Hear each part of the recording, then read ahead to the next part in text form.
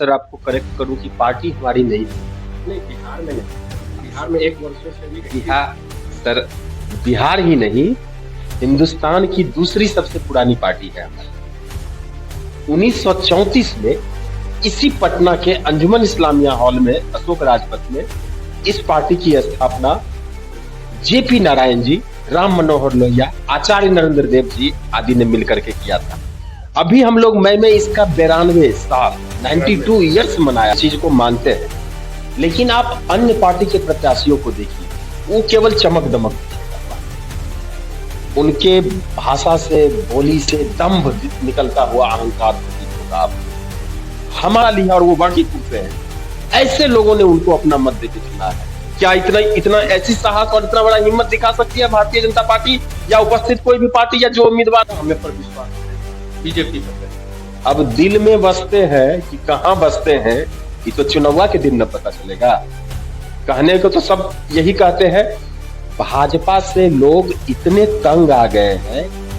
मैंने बड़े बड़े ऐसे समर्पित कार्यकर्ताओं को ये कहते हुए सुना है कि मौका मिल गया, इस बार भाजपा को सबक सिखाना है। ये जो अपनी जमींदारी प्रथा चला के रखे हैं, वो ना तो मुख्यमंत्री से खुश है, वर्तमान मुख्यमंत्री से, और न ही केंद्रीय जो चल रही है भाजपा, ये जो डबल इंजन का खेल खेलते रहते हैं, इससे भाजपा के जो समर्थक है, जो कट्टर समर्थक रहे, उनमें भी भारी मायूसी है। लोग उदास है और मन ही मन ये ठान चुके हैं कि मौका तो मिल गया। ये कोई जानता था कि यहाँ उपचुनाव होगा, लेकिन जब मौका मिल गया, देखिए जनता मालिक होती है, अब तो तीर आ गया जनता के हाथ में। तो यही समय है उनको सबक सिखाने का, और ये बाकीपुर की जनता तब तो 2 लोगों को निलंबन किया। तो इन्होंने किया क्या? इन्होंने क्या किया? क्या इनकी इतनी हैसियत नहीं है मंत्रिमंडल से बाहर हो जाए? अभी चिराग पासवान बोले कि मैं अभी इस्तीफा देता हूं मंत्रिमंडल से जब तक किसको न्याय नहीं मिलेगा। अशोक चौधरी जी बोले कि मैं मंत्रिमंडल से इस्तीफा देता हूं। ये लोग राजनीति करने के लिए आए हैं। जब देखा कि ये मामला इतना बड़ा और तूल पकड़ लिया है, चाहे कुछ भी हो, तब तुम हमारे लिए कुछ कर नहीं रहे हो, तो बाकीपुर की जनता के हाथ में ये सुनहरा अवसर है। तो ये प्रयोग उनको करना चाहिए आने वाले दिनों के लिए, सो दैट की भाजपा को सबक सिखाया जा सके। बहुत बहुत धन्यवाद। अध्यक्ष बीजेपी का राष्ट्रीय अध्यक्ष नितिन नवीन जी के इस्तीफे के बाद बांकेपुर का सीट खाली होने की वजह से उपचुनाव 30 तारीख को होना है। उसको लेकर सभी पार्टियां अपने अपने उम्मीदवार को खड़ा कर चुकी हैं।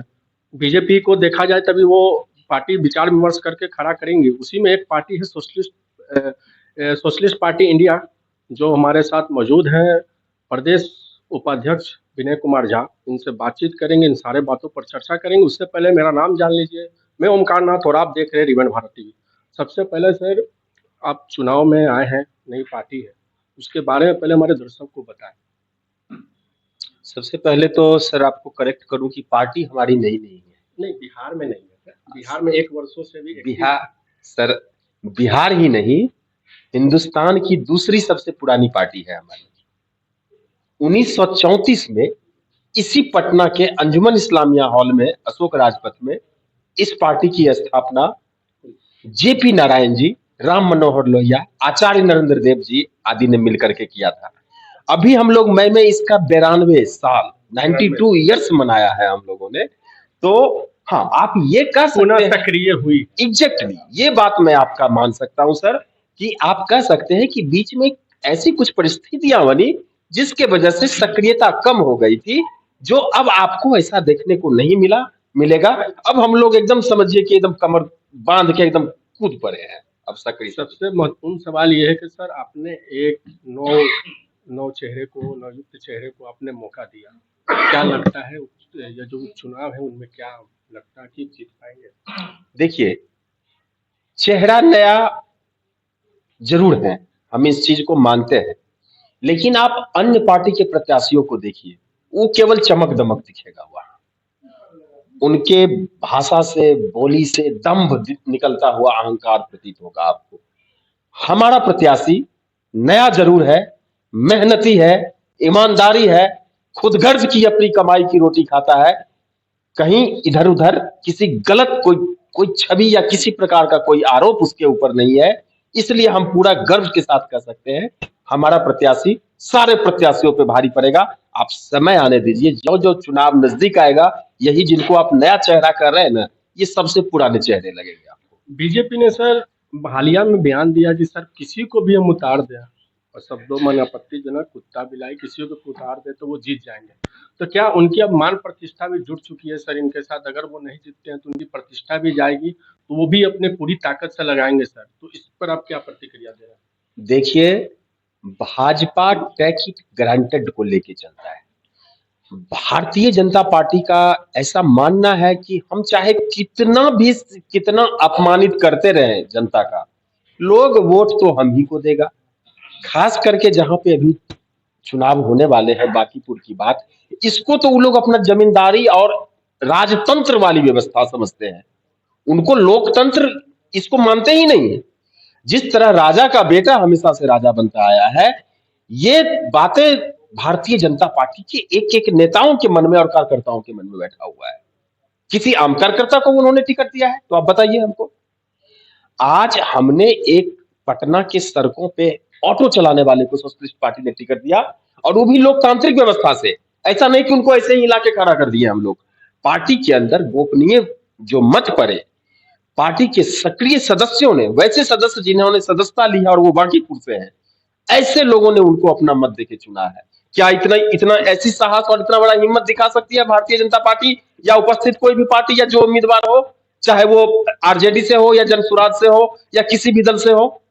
ये काम केवल हमारी पार्टी सोशलिस्ट पार्टी ही कर सकती है। इसलिए इतना, और दूसरी बात, आप जिन शब्दों का प्रयोग कर रहे हैं सर, ये तो समझिए जनता को तौहीन करना हुआ, अपमानित कर रहे हैं वो लोग। आप समझिए जनता मालिक होती है, जनता भगवान का रूप होती है, और उसको आप क्या संज्ञा दे रहे हैं, कुत्ता और बिलाई का? भाजपा नेताओं का ये कहना कि कुत्ता और बिलाई को भी भारतीय जनता पार्टी टिकट दे देगी तो हम जीत जाएंगे, इसका मतलब आप समझ रहे हैं सर? वो जनता का बार बार अपमानित करने का काम ये भाजपा एक वाले महिला कर रहे हैं। प्रवक्ता बोलती हैं कि हम उस बांकेपुर जनता के हम लोग दिलों में बसते हैं, इसलिए हम उसने कहा कि हम किसी को भी खड़ा कर देंगे तो बांकेपुर जनता हमें पर विश्वास करेगी, बीजेपी पर करेगी। अब दिल में बसते हैं कि कहां बसते हैं, ये तो चुनाव के दिन न पता चलेगा। कहने को तो सब यही कहते हैं। भाजपा से लोग इतने तंग आ गए हैं, मैंने बड़े बड़े ऐसे समर्पित कार्यकर्ताओं को ये कहते हुए सुना है कि मौका मिल गया, इस बार भाजपा को सबक सिखाना है। ये जो अपनी जमींदारी प्रथा चला के रखे हैं, वो ना तो मुख्यमंत्री से खुश है, वर्तमान मुख्यमंत्री से, और न ही केंद्रीय जो चल रही है भाजपा, ये जो डबल इंजन का खेल खेलते रहते हैं, इससे भाजपा के जो समर्थक है, जो कट्टर समर्थक रहे हैं, उनमें भी भारी मायूसी है। लोग उदास है और मन ही मन ये ठान चुके हैं कि मौका तो मिल गया। ये कोई जानता था कि यहाँ उपचुनाव होगा? लेकिन जब मौका मिल गया, देखिए जनता मालिक होती है, अब तो तीर आ गया जनता के हाथ में। तो यही समय है उनको सबक सिखाने का, और ये बांकीपुर की जनता ठान चुकी है। सर बीजेपी कहती है कि बांकेपुर में बहुत विकास हुआ है, लेकिन जब विकास उस समय रुक जाती है जब वर्षा होती है तो वहाँ के यातायात हो जाए, गंदगी हो जाए और सभी जगह पानी भर जाते हैं, तो इनके वादे में कितना सच्चाई है? आप सर अभी अभी जहां बैठे हुए हैं, पटना का ये शायद सबसे बड़ा और पॉश एरिया है, बोरिंग रोड। आप जिस रास्ते से चल के आए हैं, इस रास्ते में आपको विकास नजर आया है? इस रास्ते में आपको विकास नजर आया है सर? कीचड़ से यहां से आप मुख्य सड़क जाने पर, यदि आप एन कॉलेज, यदि आप पैदल, यदि आप जाके यहां से, आप बताइए हमको। कहने का मतलब ये है, देखिए भाजपा के लोग, मैं भाजपा के नेताओं की भी बात नहीं कर रहा, भाजपा वाले जमीन पे चलते ही नहीं है, वो लोग हवा में चलते हैं। तो उनको कहां से रास्ता का पता चलेगा भाई? वो लोग तो जब जब हवा में ही चलना है, बड़ी बड़ी लंबी गाड़ियों से चलना है उन नेताओं को, तो विकास का बात करेंगे ही। उनको थोड़े ना गड्ढा दिखेगा कि पानी दिखेगा। चल रहे हैं आप, चल रहे हैं हम, चल रहे हैं वो बैठी हुई बांकीपुर की वो बेबस जनता, जिसको सड़क के माध्यम से चलना है, टू व्हीलर से चलना है या पैदल चलना है। ये भाजपा के बड़े नेता है और ये मंत्री लोग, इनको तो अपनी बड़ी बड़ी लंबी गाड़ियों में चलना है, तो इनको कीचड़ से और पानी से, मैं बात कर रहा हूं, अभी 10 मिनट बारिश हो जाती है तो आप 2-2 फीट पानी लग जाता है भाई इसी बांकीपुर में। बांकीपुर में ऐसे कई मोहल्ले हैं, लोहानीपुर से लेकर के आप चले जाइए दलदली तक, आप पैदल नहीं चल पाइएगा। कहां विकास हुआ है? सर सभी पार्टियों के लिए एक मौका, राष्ट्रीय अध्यक्ष बीजेपी के भी जो इस्तीफा दिए, एक मौका मिला है, उस मौके को सर आप कैसे तराशते हैं, कैसे उसका आप यूज करेंगे? ये मौका पार्टियों के लिए नहीं है, ये मौका बांकीपुर की जनता के लिए है। बांकीपुर की जनता के लिए ये एक सुनहरा अवसर है, एक अनोखा मौका उनको मिला है कि इसी मौका में वो उनको बढ़िया से सबक सिखा सके। आज तक जो झूठा बयानबाजी और जुमलेबाजी करने वाले ये लोग ठग के बार-बार ठग के वोट लेने का काम करते रहे हैं, इस बार ये नहीं चलेगा। देखिए काठ की हांडी बार-बार नहीं चलती है। समय आ गया है। बिहार की जो वर्तमान स्थिति है, अपराध देखें तो दिन प्रतिदिन बढ़ता जा रहा है। हाल ही में अभी युवा लोग अपने बेरोजगारी और बेरोजगार नौकरी के लिए धरना प्रदर्शन करते हैं। उनके साथ मारपीट होती है, उन्हें जेल कर दिया जाता है। हाल ही में भरत भूषण भ्रष्टाचार के खिलाफ लड़ रहे थे, उन्हें एनकाउंटर में हत्या कर दी जाती है, जिसमें 2 पुलिसकर्मी भी निलंबित हो जाते हैं। और हाल ही के दिनों में होटल में बाप के सामने बेटी को ले जा सकते हैं। नीट जैसे मामला, नीट पेपर जैसे लीक, क्या इन सारे मामलों को लेते हुए क्या बीजेपी घेरेंगे और जनता उनसे नाखुश है, इस बार उनको हार का सामना करना पड़ेगा? बिल्कुल नाखुश है। देखिए, बेरोजगार कौन है? जो आम जनता है। ये नेताओं के जो बच्चे हैं, वो तो सेटल्ड है। देश के गृह मंत्री के बेटे क्या क्रिकेट में उन कौन सी डिग्री वो लेके रखे हुए हैं जो बीसीसीआई का अध्यक्ष बने हुए हैं? अमित शाह जी के लड़के क्रिकेट की कोई योग्यता नहीं रखते हैं और वो बने हुए हैं बीसीसीआई के अध्यक्ष। राजनाथ सिंह जी के बेटे, दोनों बेटे सेटल्ड हो गए यूपी की राजनीति में। एक को इस बार प्रदेश उपाध्यक्ष बना दिया गया और एक पहले से विधायक मंत्री बने हुए हैं। नितिन गडकरी जी के बेटे की बात करें तो अभी जो इथेनॉल का इतना बड़ा हंगामा चल रहा है, ये पेट्रोल में मिलावट का, केवल अपने व्यक्तिगत लाभ के लिए, अपने बेटे के व्यापार को बढ़ाने के लिए, तो भाजपा के जो जितने भी बड़े नेता हैं, वो अपने बेटे को सेट कर चुके हैं। बेरोजगार भारत की जनता, बिहार की जनता है, ये समझने वाली बात है और जनता को उलझा के रखे हैं ये लोग मंदिर मस्जिद में, अगड़े पिछड़े में। मंदिर मस्जिद का काम हो गया तो अब यूजीसी जैसे प्रावधान को ला करके अगले पिछले में लड़ा दिए। तो ऐसी बातें जनता को भी अब समझ में आ गई है कि बहुत अब नहीं है बाबा। जैसा आपने कहा सर, व्यक्तिगत प्रॉफिट के लिए, तो ये माना जा सकता है सर कि केंद्र पूरे तरीके से व्यापार को ही अपना आधार माने, व्यापार के लिए सारा काम या जो भी योजना ला रहे हैं व्यापारियों के लिए ही ला रहे हैं। हाँ बिल्कुल ला रहे हैं। आप देखिए ना, आज 2014 से भाजपा का पूरे देश में शासन है। बीच में कई बार नीतीश कुमार जी अल्टा पलटी करते रहे, लेकिन सहयोग उनको जो है सब मिलता रहा। भाजपा से कहीं न कभी उनकी अच्छी रही है नीति। इसके बावजूद बिहार के लिए क्या किया उन्होंने? बिहार का कोई एक बड़ा काम बता दीजिए जो भाजपा के शासनकाल में हुआ हो तो आप हमें बताइए। देखिए, भाजपा और मोदी जी हो चाहे अमित शाह हो, उनको बिहार के विकास से कोई मतलब नहीं है। उनको 30 से 32 सांसद मिलते रहने चाहिए जिससे उनकी केंद्र की सत्ता बरकरार रहे। उनको बिहार और बिहार के लोगों से कोई लेना देना नहीं है। व्यापारिक जो उनके मित्र हैं, अडानी और अंबानी जैसे लोगों को 1 रुपया में जमीन देने वाले ये लोग क्या बात करेंगे? 1 रुपया में जमीन मिलता है यहाँ। अभी देखिए ईसा फाउंडेशन को यहीं बगल में बांसघाट में पैसा किसका लगा? सरकार का, हमारे आपके टैक्स का। और वो दे दिया गया किसको? तो सदगुरु जी को। क्यों? कि उसके भक्त हमारे मुख्यमंत्री जी हैं। ईसा फाउंडेशन में अब आप जाइएगा दाह संस्कार कराने तो 3500 रुपया का रसीद कटाइए। वो कहाँ जाएगा? तो ईसा फाउंडेशन को। तो मेरे भाई ये समझने की जब जरूरत है। देखिए, ये विनम्र मेरा अनुरोध है, विनती है बिहार से और खास करके बांकीपुर के लोगों से कि भाई ये समय मिला है, ये आईना दिखाइए आप लोग। भाजपा जो मान के बैठी है कि हम कितना भी अत्याचार करेंगे, लोग जाएगा इस बार बीजेपी का घमंड टूटेगा। बिल्कुल टूटेगा। घमंड जब रावण का नहीं रहा तो भाजपा और भाजपा के नेताओं का घमंड कैसे रहेगा भाई? रावण से बड़ा कोई था? जो बयाने देते हैं कि किसी को कहते घमंड ही ना, बस। तो ये भाजपा वाले जो रामराज की संज्ञा दिया करते थे, रामराज नहीं रावण राज चल रहा है। और रावण राज यदि चल रहा है तो जब रावण का घमंड नहीं रहा तो ये भाजपा और इनका घमंड क्या रहेगा भाई? ये जाने का समय आ गया है, अहंकार इनका टूटने का समय आ गया है। एक लास्ट क्वेश्चन, नेता पक्ष के लोग कोई भरत तिवारी भूषण के बारे में गलत गलत प्रतिक्रिया देते हैं, कुत्ता बिलाई बोल देते हैं, अपराधी बोल देते हैं। वहीं दूसरी तरफ देखा जाए तो केंद्रीय मंत्री चिराग पासवान और बिहार के अशोक चौधरी मंत्री वहां जाकर उनसे मुलाकात करते हैं, उनको वादा करते हैं कि आपको न्याय दिलाएंगे। जो जिनका पदोन्नति हुआ है, जो आरोपी हैं, उन मुख्यमंत्री से बात करके उनके बारे में भी बात करेंगे। तो ये क्या केवल वहीं तक सीमित हो गया है कि सर उनको भी आगे इनके बातों को जो है उनका सबूत मिलेगा, उनको न्याय मिलेगा। देखिए, चिराग पासवान जी अपने आप को मोदी जी का हनुमान कहते हैं। एक बार नहीं, बार-बार ये किसी फैसले पे उँगली उठा देते हैं, लेकिन सत्ता का सुख चाहिए इसके लिए। अरे भैया, ये लग रहा है कि गलत हुआ है, आप सवाल कीजिए।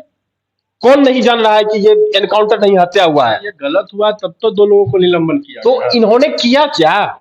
इन्होंने क्या किया? क्या इनकी इतनी हैसियत नहीं है मंत्रिमंडल से बाहर हो जाए अभी? चिराग पासवान बोले कि मैं अभी इस्तीफा देता हूं मंत्रिमंडल से जब तक इसको न्याय नहीं मिलेगा। अशोक चौधरी जी बोले कि मैं मंत्रिमंडल से इस्तीफा देता हूं। ये लोग राजनीति करने के लिए आए हैं। जब देखा कि ये मामला इतना बड़ा और तूल पकड़ लिया है, चाहे कुछ भी हो। एक पत्रकार का क्वेश्चन पूछने पर भड़क गया अशोक चौधरी। अरे भाई, भड़केंगे ही। आप जब सही सवाल पूछिएगा तो भड़केंगे ही। अशोक चौधरी जी देखिए अपने पूरे परिवार को सेटल करने में लगे हुए हैं। दल कोई भी हो, सर्वदलीय नेता है वो। अपने जदयू में रहे, बेटी को लोजपा में भेज दिए, दामाद आरएसएस से हैं, तो सारे दल में पैठ बढ़ाना चाह रहे हैं। एक और बची हुई है, एक और उनकी लड़की बची हुई है। इसी चक्कर में होंगे कि किसी और दल में जो है कहीं सेट कर देना है, इसीलिए वो इतना लंबा लंबा दे रहे हैं। अशोक चौधरी जी को यदि ये समझ में आया 15 दिन 16 दिन बीत जाने के बाद, इससे पहले नहीं समझ में आया था। जब उन्होंने देखा कि राजनीति इतनी तूल पकड़ते जा रही है, तो इनको लगा कि हम भी इसमें कुछ कर दे, सो दैट कि लोग समझे कि ना, ये तो बड़ा पक्ष में जो है बयान दिए थे। अरे भाई, आपके दल के लोग, नागमणि जी पूर्व सांसद रहे भारतीय जनता पार्टी के, उनके पिताजी को के साथ क्या हुआ था?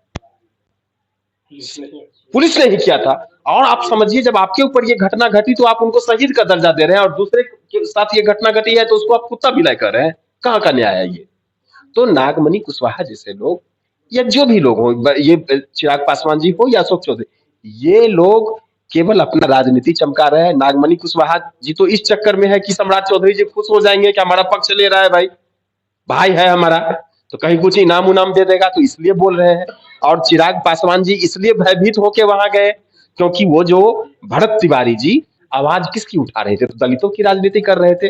और चिराग पासवान अपने आप को दलित का स्वघोषित नेता मानते हैं, तो इनको अपना कुर्सी डगमगाते लगा कि भाई दलित के लिए एक ब्राह्मण जो है सो गोली खा गया, तो तब जाके चिराग पासवान वहां उतर गए। और इससे ज्यादा कुछ नहीं है। चिराग पासवान न्याय व्याय का बात करने वाले नहीं है। ये बिहार फर्स्ट, बिहारी फर्स्ट के नाम का ढोंग रचने वाले लोग, ये केवल परिवार फर्स्ट की राजनीति करते हैं। पूरे मामले सर, उपचुनाव, बांकीपुर उपचुनाव के बारे में पूरे बांकीपुर जनता को क्या संदेश देना चाहते हैं? बांकीपुर जनता से, बांकीपुर के एकदम आदरणीय जनता से मेरा विनम्र निवेदन है कि ये जो आपको मौका मिला है, इसको आप संयोग कहिए या प्रयोग, निश्चित रूप से आप ये प्रयोग करके देख लीजिए। भाजपा इतनी डर जाएगी, इतनी डर जाएगी। देखिए, एक सीट से भाजपा की सरकार न जाने वाली है, न राज्य में न केंद्र में। भाजपा के प्रति आपका जो प्रेम है, वो प्रेम और बढ़ जाएगा यदि भाजपा को इस बार आप हरा दीजिएगा यहाँ। तो बशर्ते आपको उनको हरा के सबक सिखाना पड़ेगा और बताना पड़ेगा कि नहीं, ये दोहरी नीति हमको नहीं चाहिए। एक तरफ तो तुम दिल में कहते हो कि हमको बहुत प्रेम है, और दूसरी तरफ तुम हमारे लिए कुछ कर नहीं रहे हो। तो बांकीपुर की जनता के हाथ में ये सुनहरा अवसर है, ये प्रयोग उनको करना चाहिए आने वाले दिनों के लिए, सो दैट कि भाजपा को सबक सिखाया जा सके। बहुत बहुत धन्यवाद से हमारे साथ मौजूद थे सोशलिस्ट पार्टी इंडिया के प्रदेश उपाध्यक्ष विनय कुमार झा जी, जिन्होंने बांकीपुर उपचुनाव से लेकर बिहार की तमाम चर्चाओं पर बातचीत की। और आपको यह वीडियो कैसा लगा हमें कमेंट्स बॉक्स में जरूर दें। मैं ओमकार, नमस्कार, जय हिंद।